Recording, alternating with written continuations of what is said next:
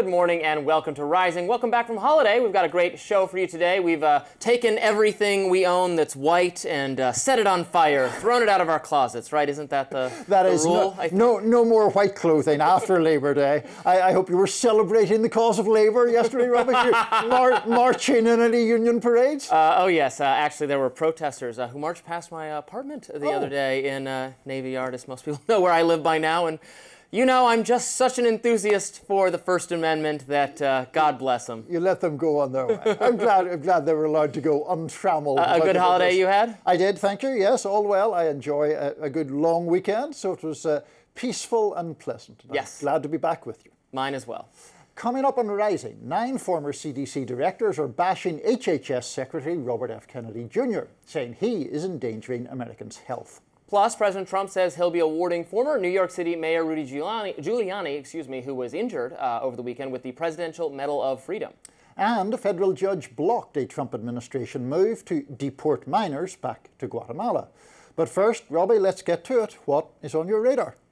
President Donald Trump is attempting to fire Lisa Cook, one of the board members of the Federal Reserve, and there are some reasons for him to do so that you may not have heard about yet. Now, mainstream commentators have described Trump's actions as an unprecedented attack on the Fed's autonomy because no president has ever dismissed a member of the board, which is supposed to operate independent of political pressure.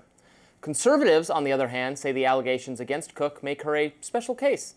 Libertarians like myself care less about tinkering with the Fed's composition, and instead we just want to abolish it outright, to be honest. Regardless, however, the Trump administration has accused Cook of committing mortgage fraud. William Pulte, director of the Federal Housing Finance Agency, penned a criminal referral alleging that she made false statements about her principal residence in order to obtain more favorable mortgage terms. She, of course, has yet to be charged and deserves the presumption of innocence just like anyone else. Whether this justification is sufficient for the president to remove Cook for cause, that's a matter for debate, as the constitutional issues are not fully settled.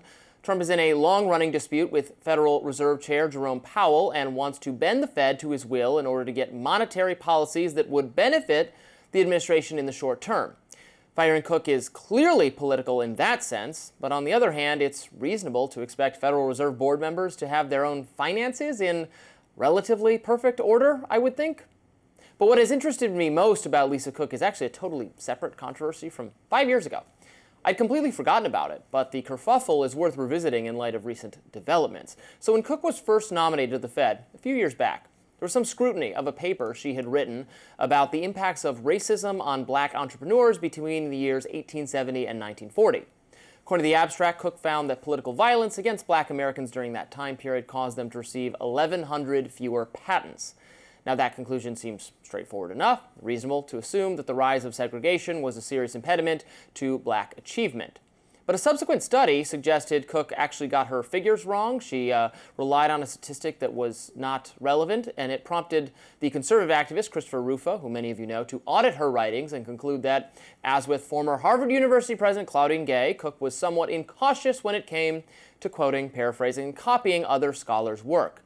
Cook taught at both Harvard and Michigan State University. Now, in other words, there may be a pattern of carelessness here, in my opinion. But in researching the academic misconduct scrutiny, I came across something else. Cook was also involved in the effort to oust Harold Uhlig, then editor of the Journal of Political Economy, for crimes against wokeness. The Uhlig affair was a classic example of cancel culture run amok. The summer of 2020, Uhlig wrote a few tweets in which he politely but firmly criticized the Black Lives Matter movement for embracing the slogan, defund the police. His most provocative sentence was, George Floyd and his family really didn't deserve to be taken advantage of by flat earthers and creationists, with reference to supporters of defunding the police. Now, I think that barely qualifies as a spicy statement. It's not exactly white supremacy advocacy. Nevertheless, in response to those tweets, as well as unproven and frankly ridiculous accusations that he had said something negative about Martin Luther King Jr. while teaching a class at the University of Chicago in 2014, a progressive mob called for Uhlig, this professor, to lose his job. Among the economists demanding Uhlig's head were Paul Krugman, Justin Wolfers, Janet Yellen, and Lisa Cook. Wolfers was particularly emphatic. He wrote on Twitter, now X, that by continuing to employ Ulig, the University of Chicago was effectively telling minority scholars that the quality of their work would be judged by someone who consistently tried to minimize the legitimacy of Black Lives Matter in favor of racists. Cook also penned a thread on Twitter in which she called for the prompt removal of Ulig. I found these tweets again. They're incredible. The thread really is something. It betrays her commitment to basically every speech-related woke shibboleth. Cook writes that free speech has its limits and should not be used to spread hatred and violate the dignity of other people. She suggests that any and all criticism of MLK Jr. causes psychic harm to marginalized communities. This is real pain you are inflicting. That's her quote. Likened it to actual racist violence against civil rights protesters in the 1950s and 60s. Again, we're talking about a series of tweets in which this man, Ulig, said defending the police was a bad idea, as well as an insinuation that he once said something mildly critical about MLK Jr., perhaps in jest or perhaps not at all. The cancel culture campaign was successful, albeit temporarily. Ulig was placed on leave pending an investigation. Eventually, he was reinstated after cooler heads prevailed. I guess that having a sane view on these kinds of things is not a prerequisite for working at the Fed, but I don't think it speaks well of Cook that she took the view that Ulig should lose his job over this. Ulig, by the way, got her back in 2022 when President Joe Biden nominated Cook to the Fed board. Ulig wrote an opinion piece for the Wall Street Journal that was titled, "The Fed Doesn't Need a Censor." Nevertheless, the Democratic-controlled Senate confirmed her nomination, with Kamala Harris casting the tie-breaking vote. She's currently suing Trump to keep her job, and we will see if she prevails. I started researching this just to remember what a different time 2020 was, because I truly don't believe today anyone would have batted an eyelash at those tweets that had Paul Krugman and Janet Yellen and everyone else and Lisa Cook calling for him to lose his job. It's now like just accepted with, Zohran Mamdani is running away from the defund the police scandal. Now, she was confirmed, I get it. So, Republicans had their chance to tank her nomination. I don't think she should be taken out of this position in a way that violates the law, whether the allegation of the mortgage issue is enough to qualify as firing for cause is, as far as I can tell, an undecided constitutional issue, so we'll see. But I think it speaks to her judgment a little bit that she was involved in this matter. So, a couple of things. One is in relation to her firing or attempted firing. That, to me, obviously has to be put in the context of President Trump's attempt to bring the Fed more firmly under his control. It comes against the backdrop of him continually attacking Jerome Powell for not cutting interest rates as fast as he would like. I would not defend Cook if it is proven that she did the mortgage-related stuff. I am less alarmed than you are about the subject of your radar. Briefly, Mr. Ulig had two jobs, of course. One was as a professor. The other one was as this editor of the Journal of Political Economy, which you mentioned, which was purportedly prestigious.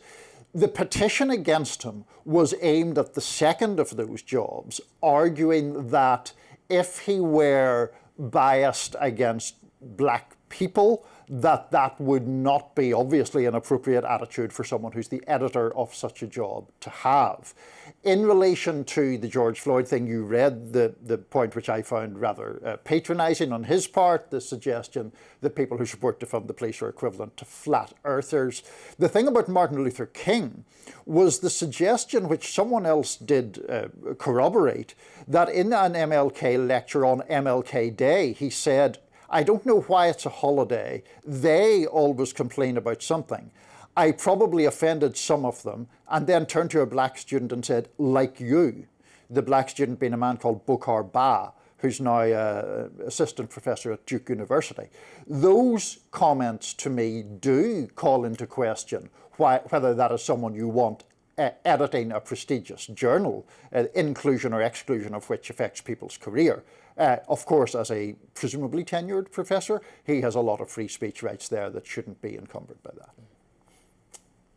Meanwhile, an op-ed in the New York Times published Monday is raising the alarm on Health and Human Services Secretary Robert F. Kennedy Jr. We'll be right back with that. 9 former directors of the Centers for Disease Control and Prevention are sounding the alarm on HHS Chief Robert F. Kennedy Jr. in a New York Times op-ed published on Labor Day. They blasted RFK Jr. over policy and personnel changes that he's made at the CDC, particularly the firing of its director, Susan Monterez. In the piece, they write in part, quote, when Secretary Kennedy administered the oath of office to Dr. Monterez on July 31st, he called her a public health expert with unimpeachable scientific credentials, but when she refused weeks later to rubber stamp his dangerous and unfounded vaccine recommendations or heed his demand to fire senior CDC staff members, he decided she was expendable. The White House defended Monterez's firing, however, with Press Secretary Caroline Leavitt telling reporters last week that the president can fire people who are not aligned with his mission. Meanwhile, Vermont Senator Bernie Sanders penned his own op-ed Sunday demanding RFK Jr.'s resignation. In his New York Times essay, Sanders says Kennedy is endangering the lives of Americans and is doing the opposite of his slogan, Make America Healthy Again. Sanders writing further, quote, despite the overwhelming opposition of the medical community, Secretary Kennedy has continued his long-standing crusade against vaccines and his advocacy of conspiracy theories that have been rejected repeatedly by scientific experts. Meanwhile, over the long weekend, Trump ordered drug makers to justify the success of their COVID-19 treatments. In a lengthy Truth Social post where he in part defended Kennedy, he also wrote, quote, many people think they are a miracle that saved millions of lives. Others disagree. With CDC being ripped apart over this question, I want the answer and I want it now. What do you make of all this? Well, lots to discuss here. Let's circle back to the Trump part of it in a minute. So I was very frustrated with the CDC over the duration of the pandemic. I think they got a lot of guidance wrong. I think the vaccine part of it is, from my perspective, is the part where I'm least at odds with them. I'm really at odds with them over their recommendations regarding masking, social distancing, which we now know were kind of cobbled together on the spot. How long schools remain closed was actually a direct function of the CDC putting pressure, I would argue, at the behest of the teachers' unions to keep the schools closed. And then, of course, they screwed up the testing right off the bat. They centralized the COVID testing and they got the tests wrong, which was a huge failure and a black spot on the agency. You know, the fact that former heads of the agency are frustrated with the direction, they could be right, they could be wrong. I don't think pursuing RFK Jr.'s, someone I agree with on some things and not on others, his hobby horse of the autism connection, which is not something that I've seen persuasive evidence of at all, just because, you know, a lot of anti-liberal people wanted to reject everything experts and mainstream people think. I think some things mainstream and expert people think are wrong and others are right. The autism stuff, I've never actually seen evidence of that submitted to me. So I'm wary of what's going on here. If it's really about just pushing this hobby horse of RFK Jr.'s, that's not something I would be happy about. If it's about, you know, atoning for some of the other failures, and they're trying to make it about vaccines because that's the sort of least defensible part of the agenda, then that would be something else. Yeah. What about you? Well, I don't think that the CDC or any body should be above criticism. And of the things that you listed there, I think the school closures is the one that in retrospect has proven most difficult to defend or difficult to justify. Certainly the duration of those closures, and we know now that it, I think, has been pretty conclusively demonstrated that there were various concomitant effects of that lengthy school closure in terms of social learning, the acquisition of social skills, a kind of disintegration of the sense of community that can be very important, particularly to, well, I was going to say to younger children, but actually through adolescence and all the rest of it. So I do take that point. Where I think I differ with Kennedy, certainly, and some of the other people who are more avowedly anti-CDC, is that I think, broadly speaking, during the pandemic, they were grappling with a once-in-a-century horrendous situation, doing the best they could and making some mistakes in the course of that. And that's understandable. Nobody, I think, is going to handle something like that perfectly or close to perfectly. Where I have the bigger problem with Kennedy is the vaccine part, which you've already mentioned, the debunked suggestion that there's a link between vaccines and autism. The fact that just very recently they have made the vaccines harder to get for people who are adults with no other comorbidities. They still allow them to be got without doctor's advice for young children and older people, young babies, I think, and older Right. people. Maybe that's wrong about babies. Certainly older people. That was in the Bernie op-ed, right? He wrote, and actually, I mean, I kind of disagreed with this part, and maybe I disagree with you. Short term, it will be harder for Americans to get life-saving vaccines. Already, the Trump administration has effectively taken away COVID vaccines from many healthy younger adults and kids, unless, right, they get the doctor's prescription. But, and I don't want to make anything harder to get, really. When RFK Jr. was interviewed by my colleagues at Reason Magazine, they said, do you want to make drugs harder to get or easier to get? And he said, I don't want to make it harder or easier. I don't want to move directionally one way or the other. I don't want to make it harder for people to get things, and certainly not older Americans, immunocompromised Americans for whom the vaccine is conclusively demonstrated to do a lot of good.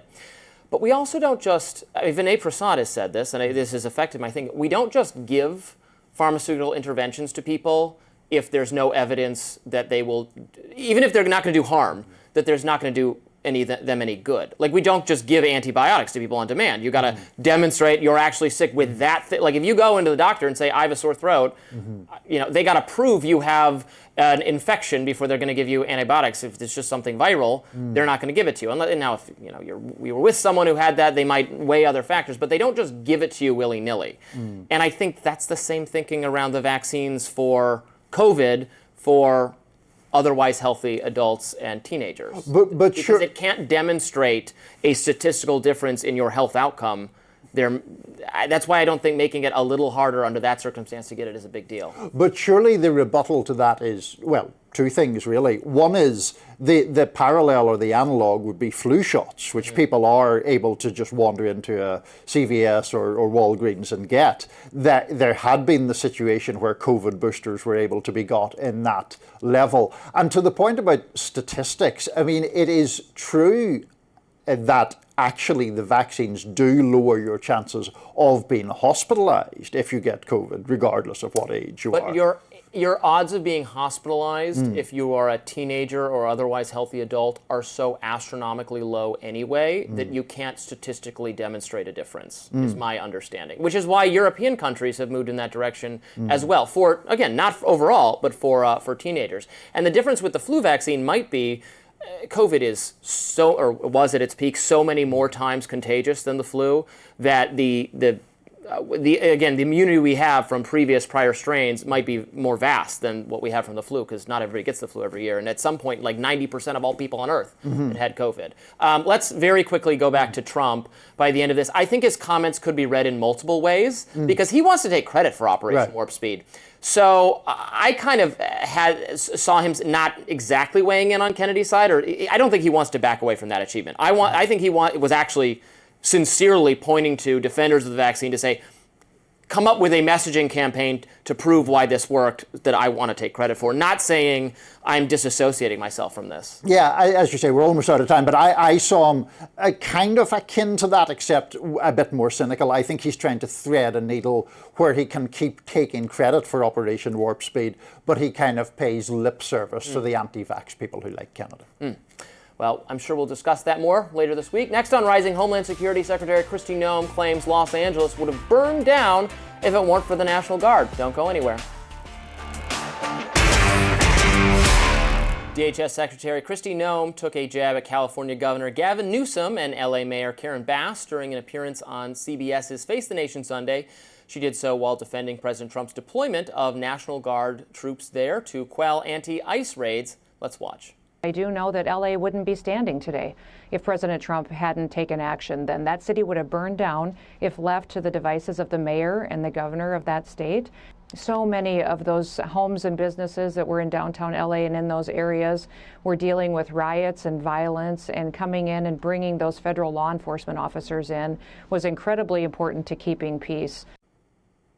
She also criticised Illinois Governor J.B. Pritzker, who ultimately oversees Chicago, another major city where Trump is considering deploying National Guard troops. Take a look at that. Well, for 13 consecutive years, Chicago had more murders than any other American city. In fact, just last year in 2024, they had 3 times the amount of murders that L.A. did, 5 times more than New York City.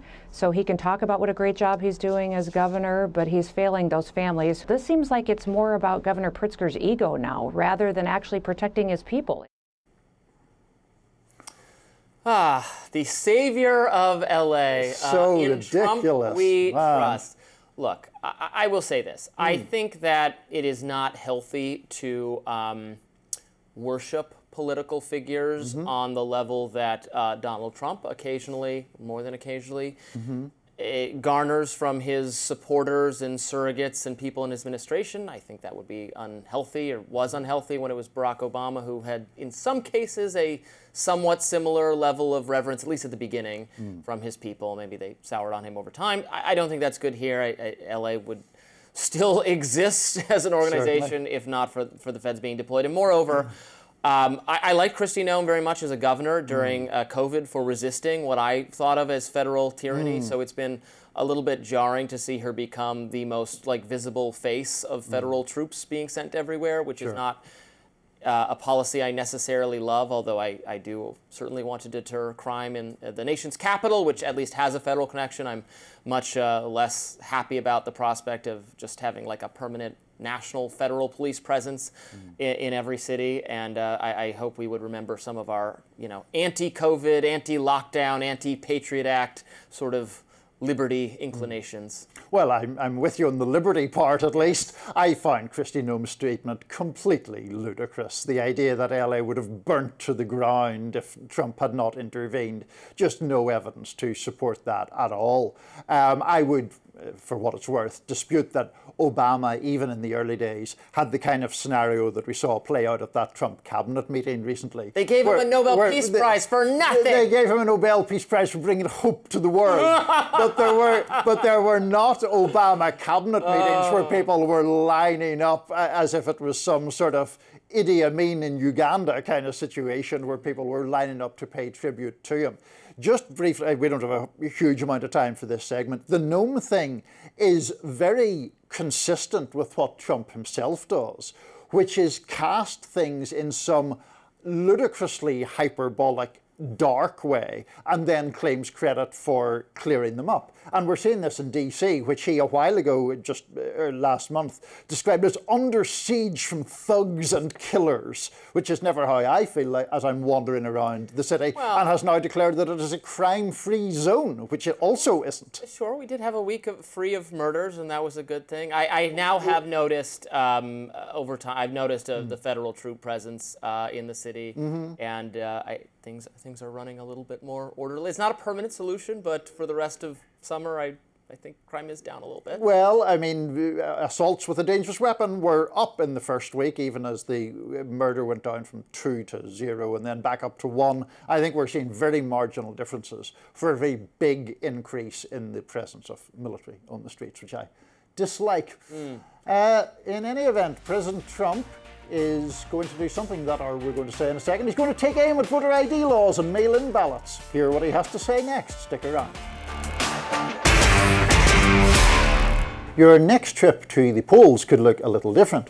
President Trump says he will issue a new executive order mandating voter identification from every voter. Trump announced the news on Truth Social, writing this: voter ID must be part of every single vote. No exceptions. I will be doing an executive order to that end. He also added, also no mail-in voting except for those that are very ill and the far-away military. Mandated voter ID has long been an item on Trump's wish list. Currently, there are 36 states that have laws requesting or requiring voters to show some form of identification at the polls. The other states, plus Washington, D.C., use other methods to verify the identity of voters. Well, I have no particular opposition to voter ID requirements or showing ID. I think that's perfectly fine, and if you can't figure out how to do that, then you have no business voting, and I don't have any problem with it. Where I disagree probably with some conservatives who back this is that they seem to think, and I guess Trump seems to think, that limiting or in some ways making it a little bit, usually not difficult, but slightly more troubling to vote will be helpful to the electoral prospects of the Republican Party. There's now zero evidence of that, and if anything, it's the opposite. I've analyses, not from the right, from Nate Silver type people have shown that having more people voting in the last election would have increased Donald Trump's popular vote win. It used to be the case, certainly, that Democrats benefited from mass turnout, but given the Democrats are now doing best with very reliable, older voters, wealthier voters, better educated voters, more like civically engaged voters, and Trump is doing better with first-time voters, minority voters, lower-income voters, less well-educated voters.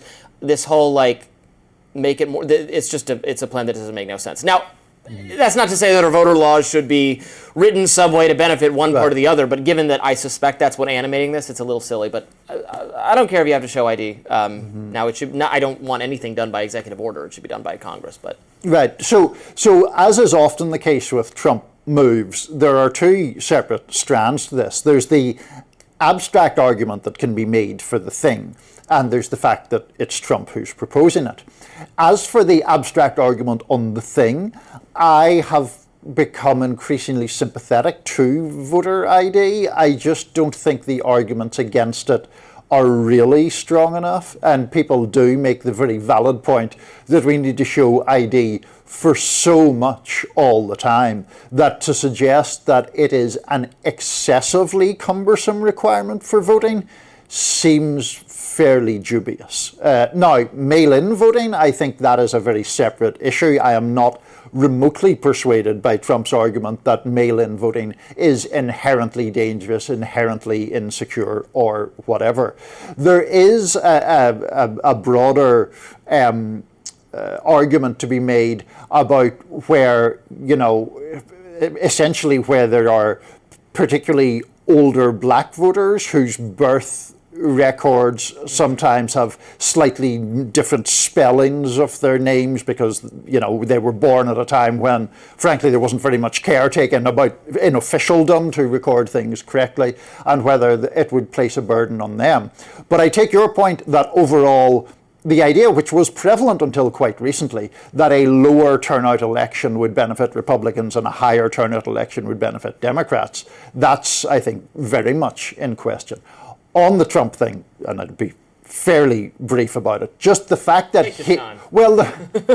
the fact that it's him putting this forward, whenever in 2020 he made such enormous efforts to change the result of an election that people had validly cast their votes in, not only in terms of inspiring January the 6th, but in terms of fake elector schemes, in terms of false representations to state legislatures, in terms of a fundamental attempt to deny the right of people to have their votes counted fairly. That makes me just, I consider it risible to suggest that Donald Trump personally cares about the integrity of the electoral process. And he told his people not to vote with mail-in ballots, so then this should be no surprise that that was not a process that for which a disproportionate number of Trump votes were obtained, and also that the day of totals looked more favorable to Trump, and then when they counted the votes from the method he told his people not to use, that tipped more the other way, which was a totally natural progression that conservatives said, oh, there's something fishy about this, but that you told them not to vote that way. And people had predicted that exactly that pattern would play itself out as the votes were counted. But like you said, I think being very opposed to voter ID laws, the arguments summoned on there. I mean, you can always say there isn't all that much fraud, which I accept, although I always cite the anecdote of I did have two ballots mailed to my apartment last time around, and actually one year my ballot didn't show up. I requested an absentee, which I think is slightly different than the mail-in. Right, it's slightly different categorization. It's also different everywhere, and I love federalism, and I love having states and cities and everyone be able to do their own thing for the most part. Although there's a couple procedural things like this that almost something about standardizing it appeals to me, or even being able to do it online, which maybe that would be way too security averse, or maybe we'd have to do two-factor authentication to log into our voter, which by then we might as well just give up the process of democracy entirely. Yeah, look, I mean, so long as the votes are traceable in some ways, whether it's in the event of a recount or the event of doubts or skepticism being raised. I think where there is the real danger is whenever people feel that they can't prove whether they voted one way or another, and it's open to chicanery. The federalism thing, to be fair, does give a measure of protection, at least makes elections harder to rig or harder to, because they're all different and different processes. But the federal government knows our social security number, and you have a driver's license, and you might have a passport, and those are pretty standardized methods of identification, and almost everybody has one of those things, and you can get one of those things or something like one of those things with not very much difficulty. You need to travel, got to get a passport.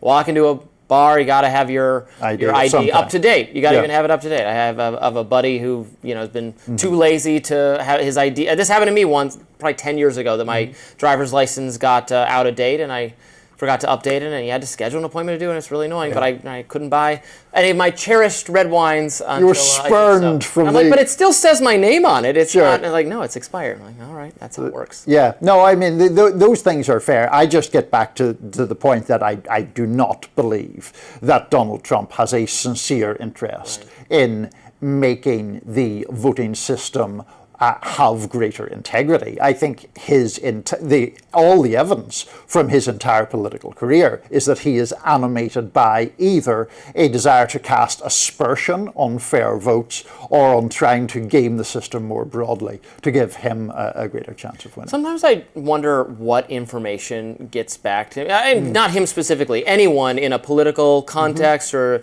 important person, like, have any of his people who are around him, Caroline Levitt or whatever advisors, said, hey, you know what? I read this really interesting Substack piece about how if more people voted and there was less voter ID requirements, you would have even done better. Does anyone say that to him? I just genuinely wonder if that argument, which I think is pretty straightforward, has ever made its way to his ears. No, I think that's a fair point. And actually, we'll see in the midterms whether he's able, while not being on the ballot himself, to generate increased turnout for Republicans, or whether that was something that seemed very specific. All right, that's the danger, that when Trump's not there himself to inspire his people to turn out, the very inspired anti-Trump people have a kind of advantage. So Absolutely. We will find out that. We will indeed. Coming up, more than 70 Guatemalan children were set to be deported over the weekend, but a judge stopped the process at the last minute. We'll have more on that. Stay with us.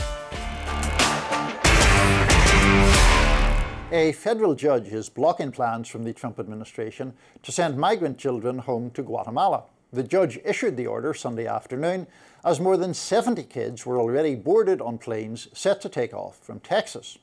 In a statement, Judge Sparkle Suknanan said in part, I have the government attempting to remove unaccompanied minors from the country in the wee hours of the morning on a holiday weekend, which is surprising, but here we are. Her ruling states that children who arrived at the border without their parents will stay for at least 2 more weeks while the legal fight unfolds.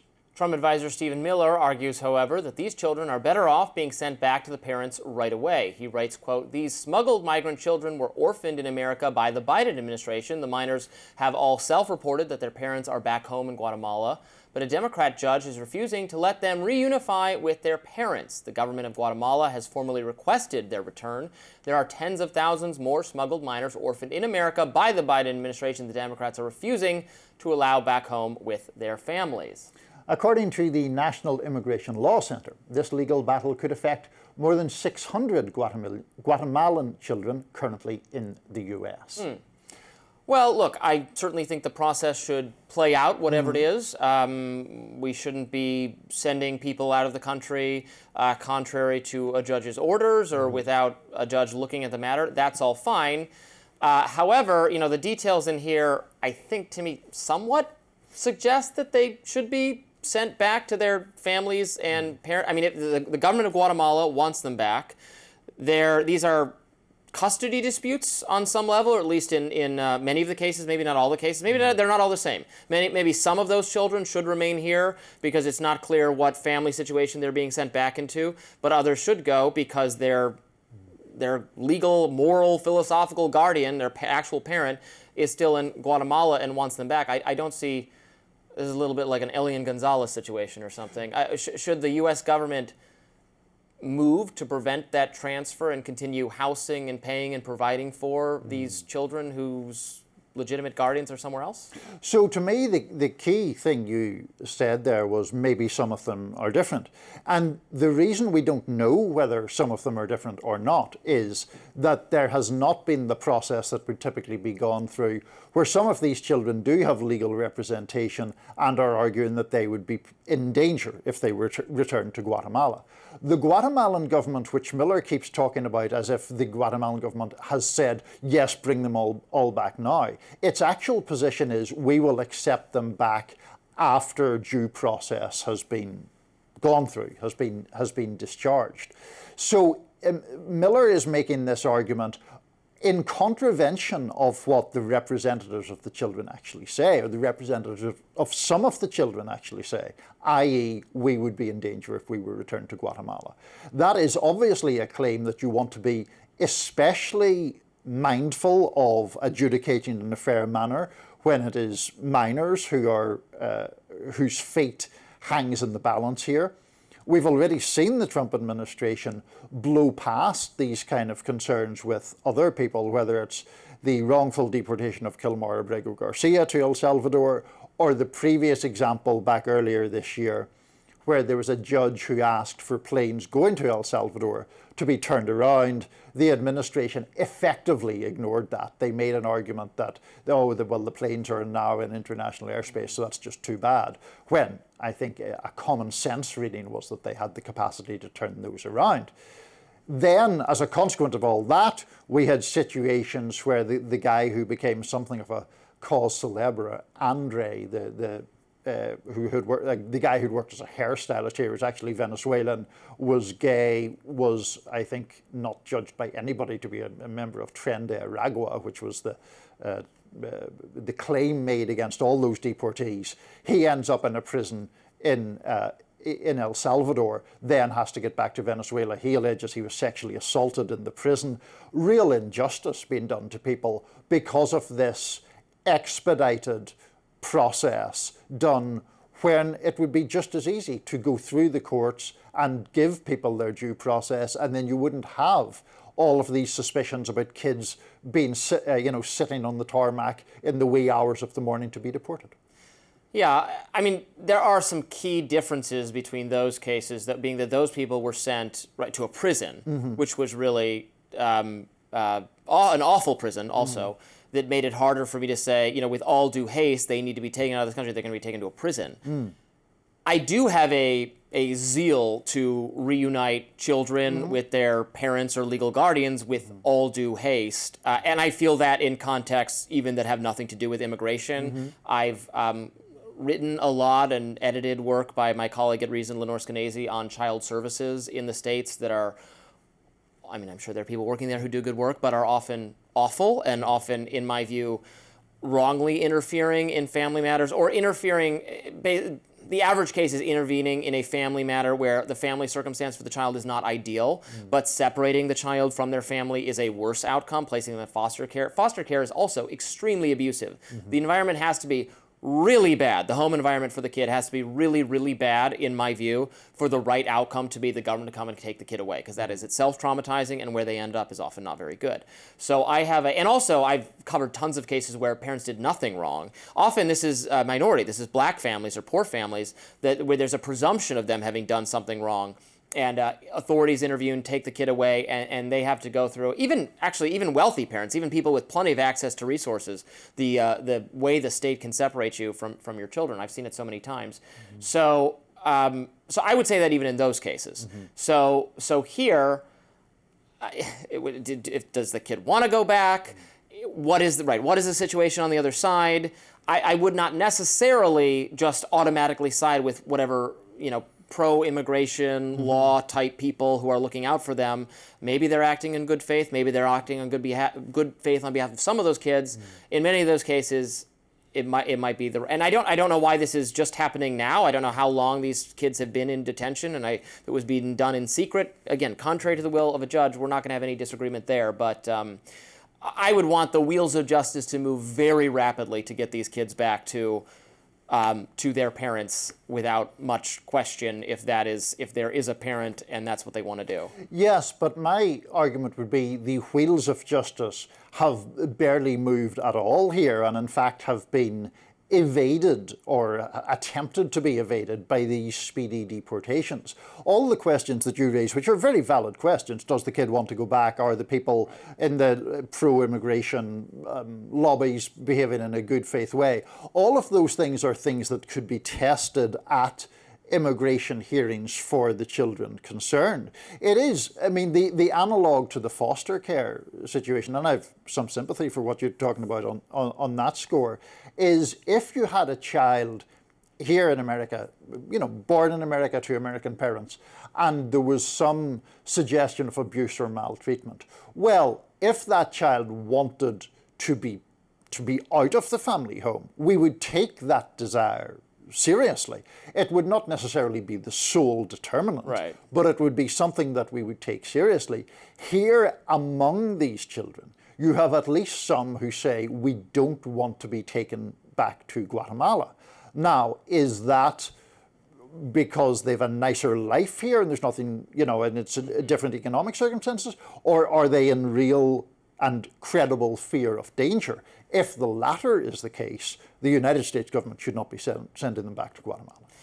Sure, fine. In my reading of the details, what I read, I have no idea, but what I read in the reporting and preparing to talk about this was that at least some number of the children did want to go back. Some of the children do want to go back, as I understand it. Yeah, I would like to make that happen as quickly as possible, if that is the case. For those who wish to do so, I would be on your side there. That's, I think, the bigger question is what happens with those who are not in that category.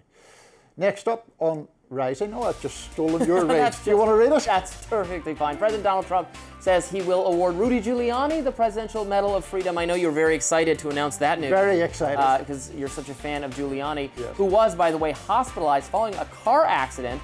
We'll get you all the news on that when we're back right after this.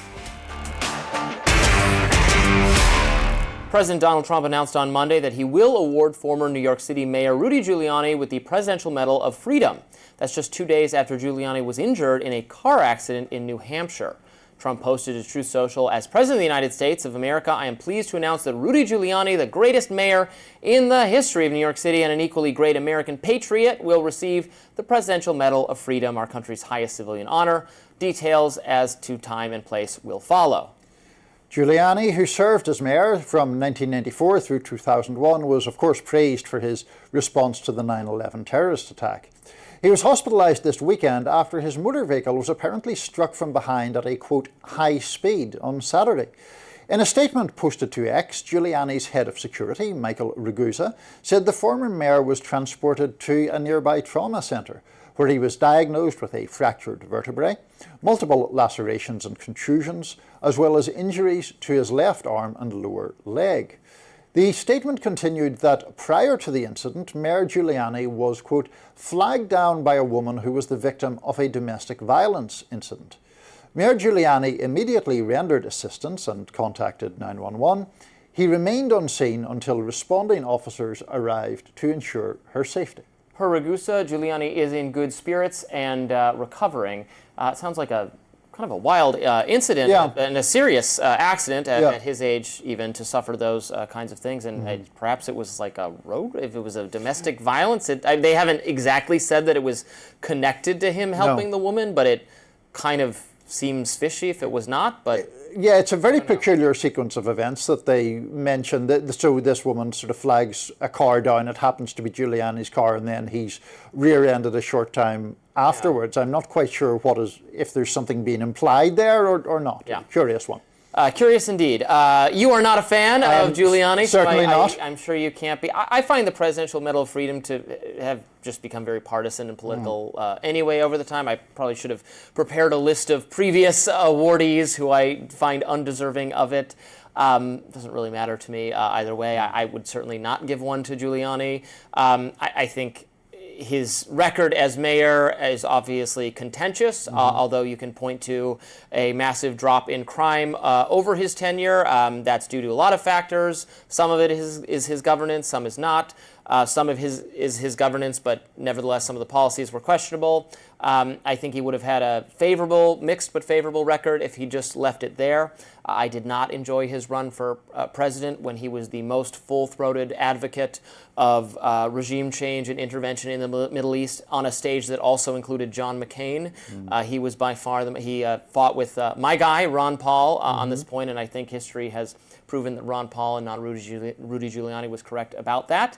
And then, of course, he dabbled in probably the subject that makes him disqualifying from your standpoint. He did more than dabble, Robby, which is why he was indicted in Georgia and Arizona for his efforts to overturn the 2020 election.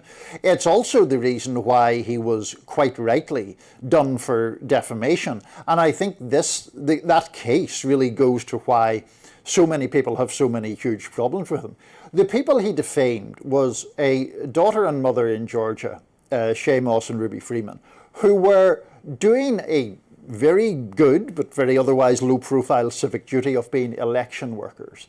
And he accused them of passing a USB port surreptitiously, made the comparison of as if they were passing a vial of cocaine, when in fact what they were doing was that the mother was giving the daughter a ginger mint. He repeated defamatory comments about them endlessly, to the point where one of them, a grandmother, had people at her door trying to make a citizen's arrest. They were receiving death threats. All of those reasons go to why there was this massive judgment made against him. He then settled that judgment for an undisclosed but presumably lesser sum than the overall verdict.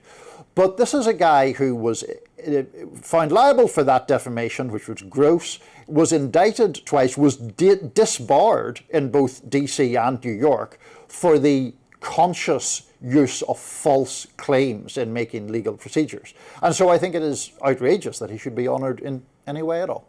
Well, there's all that. There is all that. We did cover the defamation case on Rising. I think you and I spoke about it. I remember finding it pretty persuasive. It was a extremely large sum of money that I think maybe I quibbled over the amount of it, but not the fact that he clearly did defame them. I think if we're going to have defamation law, sue the person who says the defamatory comment, not the venue or the means or the platform in which it was made. I have no problem with that. Fair enough.